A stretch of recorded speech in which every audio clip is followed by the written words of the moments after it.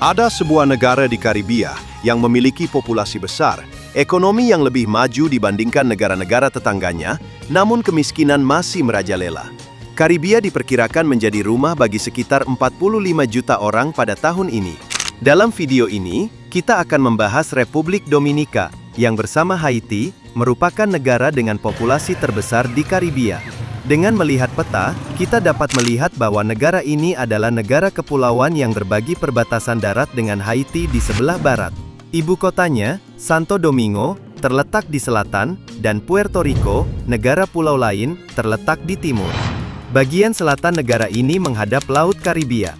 Luas total negara ini adalah 48.000 km persegi. Penduduknya berjumlah 11,5 juta dan negara ini menempati peringkat tinggi dalam hal keamanan di seluruh Karibia.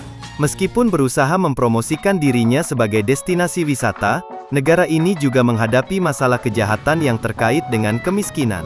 Kami mengirim Chris, koresponden kami di Karibia, untuk mengamati dan menyelidiki kehidupan sehari-hari di sana sebagai turis.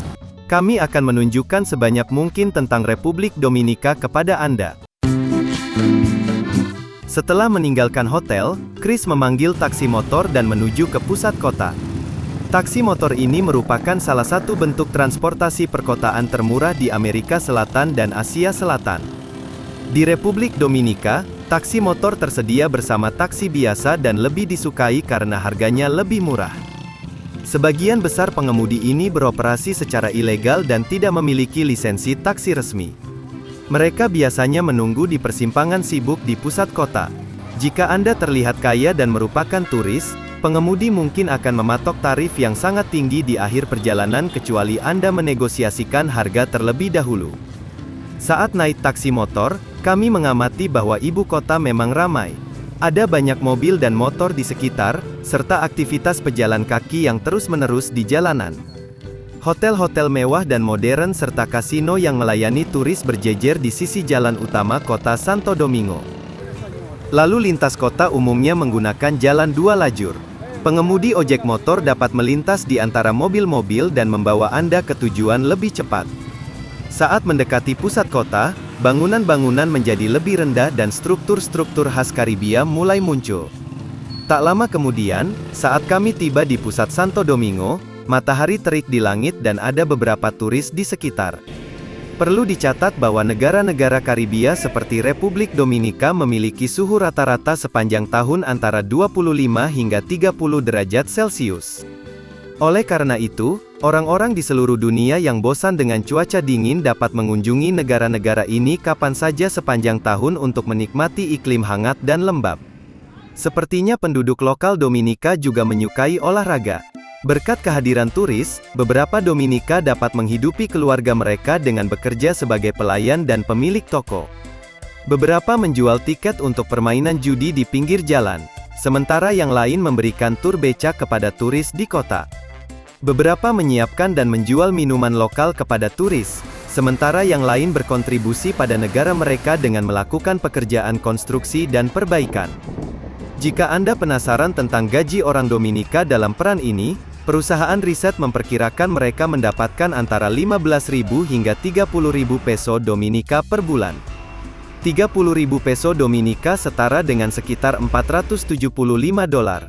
Oleh karena itu, Anda dapat melihat bahwa lebih dari 80% penduduk lokal yang Anda lihat berpenghasilan kurang dari 500 dolar per bulan. Demikian pula, lembaga riset memperkirakan tingkat pengangguran di negara ini dengan populasi sekitar 11,5 juta orang mencapai sekitar 16%. Selain itu, kehadiran polisi yang berjalan kaki dan mengendarai motor di tempat-tempat wisata menarik perhatian segera. Negara Dominika harus peduli dengan keamanan pengunjung ke negara ini, karena tim polisi secara aktif berpatroli di tempat-tempat ramai. Setelah berkeliling di pusat kota, kami ingin melakukan sesuatu yang lebih menyenangkan. Seperti yang Anda tahu, ini juga destinasi pantai, dan beberapa orang mengatakan bahwa Karibia memiliki air terbersih di dunia. Untuk mengalaminya sendiri, kami naik taksi biasa dan meminta sopir untuk membawa kami ke salah satu pantai biru terdekat. Saat kami sedang berkendara, sekelompok anak laki-laki tiba-tiba muncul di lampu lalu lintas dan mendekati jendela. Tanpa berkata apa-apa kepada sopir taksi, Dua anak laki-laki Dominika mulai membersihkan kaca mobil dengan kain berbusa. Anak-anak seperti ini membersihkan kaca mobil di lampu lalu lintas dengan harapan pengemudi akan memberi mereka uang. Begitulah cara mereka berusaha mendapatkan uang. Setelah perjalanan singkat, kami akhirnya tiba di salah satu pantai. Pantai-pantai di negara ini ideal untuk berenang karena tenang dan jernih. Orang Amerika Utara benar-benar tahu tempat yang tepat untuk berlibur. Selain itu, pantai-pantai ini tidak ramai dan Anda bisa menyebar handuk di salah satu kursi berjemur gratis dan bersantai. Saat kami di sana, misalnya, baik turis maupun penduduk lokal tampak sangat bahagia. Mereka juga tampak sangat ramah. Sementara beberapa orang lebih suka berjemur dan mengambil foto di pantai biru tua ini, yang lain pergi menyelam atau berenang di laut untuk mendinginkan diri. Setelah menjelajahi area pantai, kami kembali ke pusat kota. Jika Anda lapar selama hari itu, Anda bisa pergi ke supermarket untuk membeli camilan. Di Republik Dominika, Anda bisa membeli makanan dari pedagang kaki lima maupun supermarket. Jika Anda tidak percaya dengan makanan kaki lima, supermarket-supermarket terlihat sangat modern dan Anda kemungkinan besar akan menemukan segala yang Anda butuhkan di dalamnya. Kembali ke pusat kota, suasana kembali ramai, dengan beberapa orang masuk ke gereja. Untuk jelas, ini adalah negara Kristen. Jika Anda mengunjungi Dominika, gereja-gereja di pusat kota akan terlihat persis seperti ini. Orang Kristen bisa datang dan beribadah di gereja-gereja ini. Selagi masih terang, mari kita lihat lebih dekat penduduk lokal di bagian ramai Santo Domingo. Berbagai studi DNA menunjukkan bahwa orang Dominika merupakan campuran genetika Afrika dan Taino. Tainos adalah penduduk asli yang tinggal di sekitar Karibia. Berdasarkan hal ini, Anda akan menemukan bahwa orang di Dominika dan seluruh Karibia memiliki kulit berwarna gandum atau coklat gelap. Rambut mereka cenderung keriting atau bergelombang. Dapat dikatakan bahwa genetika rambut keriting khususnya memiliki pengaruh Afrika. Demikian pula, bibir tebal dan hidung lebar orang Dominika juga merupakan jejak genetika Afrika. Payudara besar, pinggul lebar, dan kaki lebar adalah ciri genetik yang umum ditemukan di masyarakat Amerika Selatan dan Karibia. Pria khususnya cenderung memiliki fitur wajah yang lebih bulat dan seringkali tingginya kurang dari 180 cm. Rumah dan toko di Santo Domingo sebagian besar berlantai 1 atau 2. Beberapa bangunan terlihat setidaknya berusia 50 tahun dan memerlukan perbaikan. Misalnya, gedung apartemen ini diiklankan untuk disewakan, tetapi balkon dan cat eksteriornya terlihat sangat usang dari luar. Sepertinya tidak ada cukup anggaran untuk memelihara eksterior bangunan dan memperbaiki catnya. Hal ini terlihat di banyak bagian kota di mana eksterior bangunan pudar dan tua. Di beberapa area, sampah dibiarkan menumpuk di jalan. Tidak cukup tempat sampah, dan orang-orang membuang sampah mereka di jalan. Meskipun hal ini mungkin biasa bagi penduduk lokal, hal ini menciptakan kesan negatif bagi wisatawan dan pelancong jangka pendek. Tumpukan sampah ini terdapat di hampir setiap jalan utama dan mencemari trotoar, bahkan pada jam-jam sibuk. Mereka juga menyebarkan bau tidak sedap dan kuman.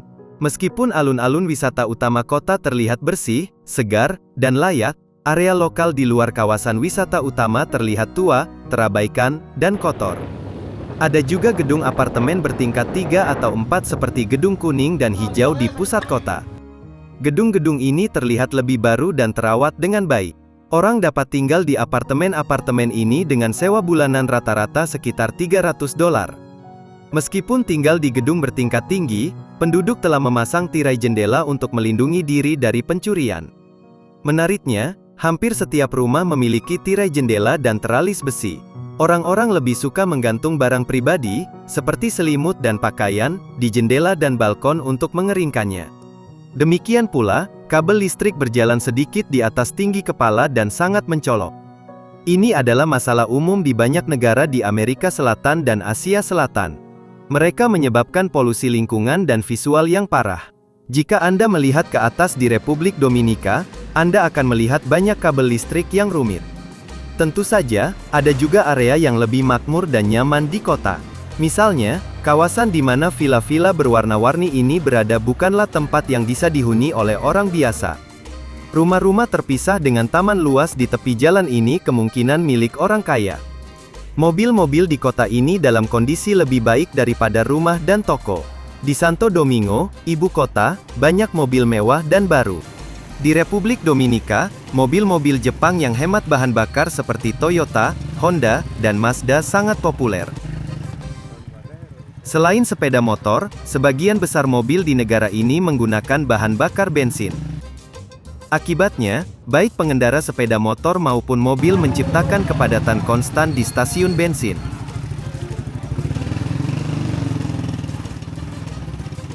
Kendaraan listrik belum tersebar luas di seluruh negara, dan Dominika sedikit tertinggal dalam hal ini. Saat berkeliling kota, kami juga melihat mobil jenazah, yang memberi kami gambaran tentang cara jenazah diangkut di Republik Dominika. Petinya dibawa perlahan ke pemakaman, dengan orang-orang terkasih berjalan di belakangnya. Pada malam hari, untuk mengakhiri hari, kami naik minibus umum tua yang digunakan untuk angkutan umum untuk kembali ke hotel. Semakin gelap dan gelap seiring mendekati malam, orang-orang Dominika perlahan-lahan pulang ke rumah. Inilah tepatnya seperti apa bagian dalam minibus umum di Santo Domingo. Seorang pria berusia 50-an mengemudikan bus dan meminta penumpang membayar tunai. Anda memberinya 30 peso, kurang dari $1, dan dia akan mengantar Anda ke pusat kota. Minibus-minibus ini berusia setidaknya 10-15 tahun. Mereka berhenti di hampir setiap halte untuk menjemput dan menurunkan penumpang. Mereka yang tidak memiliki motor atau mobil, terutama orang tua, lebih memilih bepergian dengan minibus. Kebetulan, begitulah penampilan ambulans di negara ini. Akhirnya, hari sudah gelap sepenuhnya, kami tiba di hotel, dan kami menyelesaikan hari pertama kami di Republik Dominika. Pada hari kedua, Chris dan saya memutuskan untuk mengunjungi daerah-daerah miskin dan pedesaan di ibu kota. Setelah matahari terbenam, kami menjelajahi kehidupan malam Santo Domingo. Kami naik taksi motor seperti yang kami lakukan pada hari pertama. Sopir setuju untuk membawa kami ke kawasan miskin dengan satu syarat. Kami harus merekam sebagian besar perjalanan dari belakang motor. Di kawasan yang belum berkembang, sulit untuk merekam orang dan mengamati ruang tinggal mereka. Seperti yang kami duga, rumah-rumah di ganggang berukuran 1 atau 2 lantai, dan orang-orang sibuk bekerja di ruang tinggal di kedua sisi kawasan. Meskipun jalanan beraspal, permukaannya penuh tambalan. Hampir semua mobil adalah buatan Jepang, dan sepertinya Honda dan Toyota sangat populer. Jendela rumah-rumah dilengkapi dengan tirai atau teralis besi, sama seperti di bagian lain kota. Kabel listrik dan telekomunikasi sering melintas di atas kepala. Beberapa rumah juga memiliki tangga darurat. Kami sesekali turun dari motor dan masuk ke toko-toko, mencoba berbicara dengan orang-orang di dalamnya.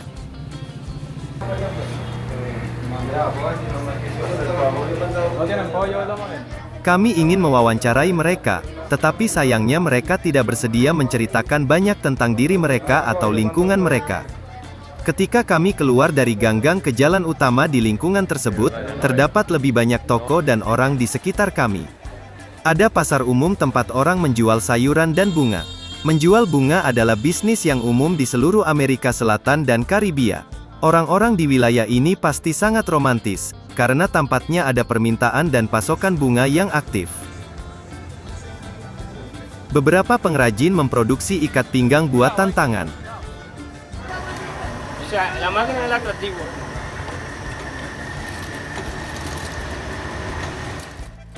Nenek tua ini juga mencoba mencari uang dengan berjualan di pasar. Sepertinya tidak ada sistem pembuangan sampah yang layak di negara ini. Di lingkungan ini, misalnya, ada penumpukan sampah yang cukup banyak di tepi tiang-tiang. Kabar baiknya, kali ini ada pekerja yang membersihkan dan mengumpulkan sampah. Ada juga tukang daging yang menyembelih hewan hidup di lingkungan ini. Mereka menyembelih hewan di area terbuka dan mempersiapkannya untuk dijual. Seperti yang Anda lihat, ada unggas hidup di dalam kandang di bawah meja. Seorang wanita dewasa sedang memotong daging hewan yang sudah disembelih di atas meja. Jujur saja, lingkungan ini tidak terlihat higienis.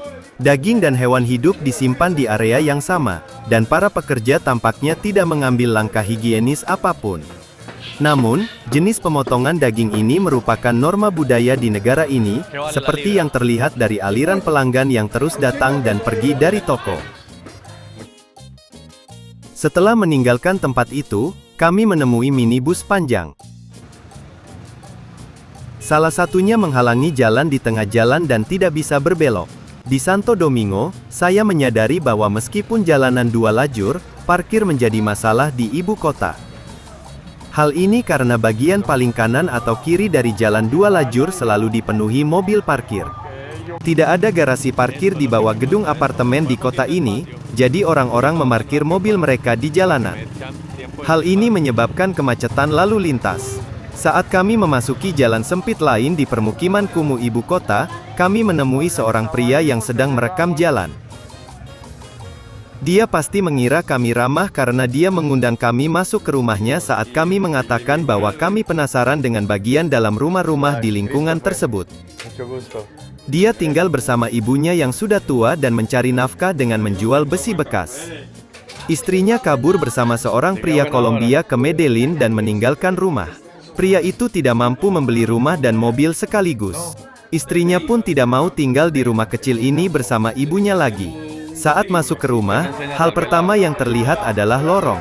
Di lorong terdapat dapur, yang juga menghubungkan ke ruangan lain. Pria itu menunjukkan kamar tidur ibunya kepada kami, yang terlihat seperti ini. Di kamar tersebut terdapat pendingin udara, dan dia menggantung pakaian dan sepatunya di gantungan panjang. Ruangan ini kecil, jadi ini adalah solusi penyimpanan yang efektif. Inilah tampilan kamar mandi di rumah biasa di permukiman kumuh ini. Pria itu pasti baru saja mandi karena dia meninggalkan pakaian dalamnya di gantungan atas. Ini adalah dapurnya. Mereka memiliki meja dapur kecil di mana mereka memasak dan mencuci piring.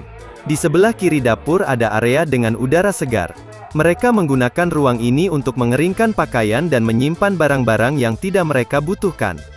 Dengan kata lain, ini seperti balkon tempat Anda bisa mengudara barang-barang. Pria itu mengatakan bahwa air sering diputus di lingkungan ini. Jadi mereka menyimpan air di baskom dan jerigen plastik. Akhirnya, pria Dominika itu menunjukkan kamarnya kepada kami. Ini tempat tidurnya. Sama seperti di ruangan lain, dia menggantung pakaiannya di celah-celah langit-langit. Meskipun hidup dengan sangat sederhana bersama ibunya, dia sangat ramah dan positif. Hal yang luar biasa tentang orang-orang lokal di Amerika Selatan dan Karibia adalah sikap positif mereka. Meskipun menghadapi berbagai masalah, kesulitan, dan keputusasaan, mereka tahu cara menikmati hidup dan mempertahankan pandangan positif. Pria itu mengatakan bahwa di siang hari, tempat ini terlihat tenang dan normal. Namun, situasi paling berbahaya terjadi di malam hari. Inilah cara orang-orang lokal benar-benar hidup di Republik Dominika. Mereka berusaha bertahan hidup dengan menjual barang di pinggir jalan. Lebih dari setengah pedagang pinggir jalan ini tidak menghasilkan lebih dari $300 sebulan. Misalnya, pria yang menyiapkan piring buah di gerobaknya mengatakan dia menghasilkan 15.000 peso bersih per bulan. Jadi, Anda bisa menganggapnya sekitar $250. Pendapatan bulanan ini sangat rendah dibandingkan dengan negara lain di dunia. Inilah tampilan lingkungan lokal di Republik Dominika pada siang hari. Kemudian hari mulai gelap dan Chris pergi ke restoran lokal untuk makan malam. Pemiliknya mengizinkan kami merekam di dapur. Anda bisa makan di tempat ini dengan harga antara 300 hingga 1.000 peso. Mereka mengatakan mereka sangat ambisius dengan hidangan daging merah mereka. Inilah tampilan dapur restoran di latar belakang. Dapurnya sempit dan cukup rumit. Hal ini bisa sedikit menakutkan saat pertama kali masuk. Di sini, koki menyiapkan hidangan 3 menu daging, nasi, dan salad untuk kami. Sekarang setelah gelap, kami bisa menunjukkan kehidupan malam di ibu kota Republik Dominika. Pada malam hari, kami pertama kali pergi ke bagian turis di pusat kota, di mana ada kafe-kafe. Baik turis maupun penduduk lokal belum dalam suasana pesta. Mereka sedang makan dan minum bir. Beberapa orang sedang berjalan-jalan malam atau duduk di bangku bersama keluarga mereka. Di alun-alun, musisi Dominika berusaha menjaga suasana tetap hidup dan menghibur orang-orang. Orang-orang umumnya tampak tenang dan damai. Di Republik Dominika, jika Anda tinggal di dekat area turis, kemungkinan terjadi hal buruk sangat rendah. Anda bisa duduk di bangku seperti orang-orang ini dan bermain bola dengan teman-teman. Atau Anda bisa membantu anak-anak muda ini mendapatkan uang dengan membersihkan sepatu Anda. Lapangan-lapangan itu jauh lebih ramai dari yang kami harapkan. Orang-orang ramah dan terbuka untuk berbincang. Orang Dominika bekerja keras sepanjang hari, tetapi di malam hari mereka fokus pada menari dan berbincang-bincang dengan teman-teman. Menurut penelitian, 11 juta turis mengunjungi negara ini pada tahun 2024.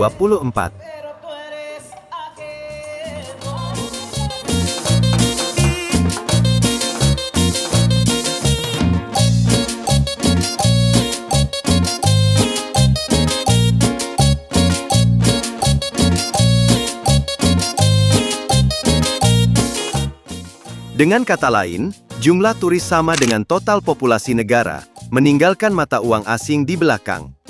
Juga patut dicatat bahwa Dominika menjadi destinasi wisata teratas di Karibia pada tahun 2024 dan 2025. Ini merupakan bukti tambahan bahwa negara ini lebih aman daripada negara lain dan menawarkan lebih banyak hiburan. Selain itu, orang Dominika terlihat sangat rapi dan stylish. Dengan seru, kami tidak hanya mengacu pada suasana malam, musisi jalanan, dan kafe. Ada pesta musik dan dansa yang tak ada habisnya di kota hingga tengah malam. Untuk merasakan ini, kami menjauh dari restoran dan pergi ke beberapa klub malam paling populer di kota. Terlepas dari negara asal mereka, orang Latin menyukai menari dan bersenang-senang dengan musik. Jika Anda mengunjungi negara-negara seperti Kolombia, Meksiko, dan Argentina saat ini, Anda akan melihat banyak hiburan tari dan musik yang serupa. Orang-orang ini memiliki tarian dan musik regional mereka sendiri. Beberapa di antaranya mungkin sudah Anda kenal, seperti salsa, bachata, dan tango. Klub malam ini menawarkan lingkungan hiburan yang terbuka dan berkualitas tinggi. Jika Anda tahu beberapa langkah tarian bachata atau salsa, Anda bisa mendekati sekelompok orang asing dan mengajak mereka menari.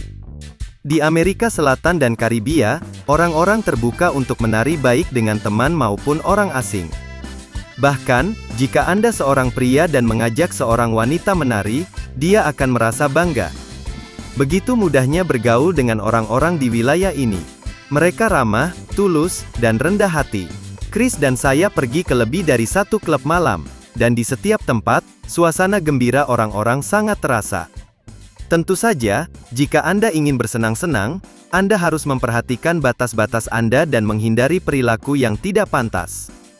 Faktanya, polisi berpatroli di jalan-jalan di luar klub dalam jumlah besar untuk mencegah perilaku yang tidak pantas. Jalan-jalan utama di pusat ibu kota ramai dan nyaman untuk berjalan kaki hingga tengah malam. Ada banyak seniman jalanan dan toko-toko. Jika Anda mencari lingkungan yang lebih tenang, Anda bisa pergi ke pantai, duduk di kursi portabel Anda, dan menikmati pemandangan laut seperti penduduk lokal. Pada malam hari, penduduk lokal datang ke pantai bersama keluarga mereka dan menghabiskan waktu dengan anak-anak mereka dengan cara yang lebih sederhana. Tentu saja, waspadalah bahwa pengemis mungkin mendekati Anda untuk meminta uang di pantai. Jika Anda merasa lapar dan ingin alternatif yang lebih murah daripada makan di restoran, Anda bisa membeli sandwich murah dari pedagang kaki lima yang memasak daging di tepi jalan. Ini adalah pengamatan kami selama 2 hari di Dominika. Sampai jumpa di video berikutnya.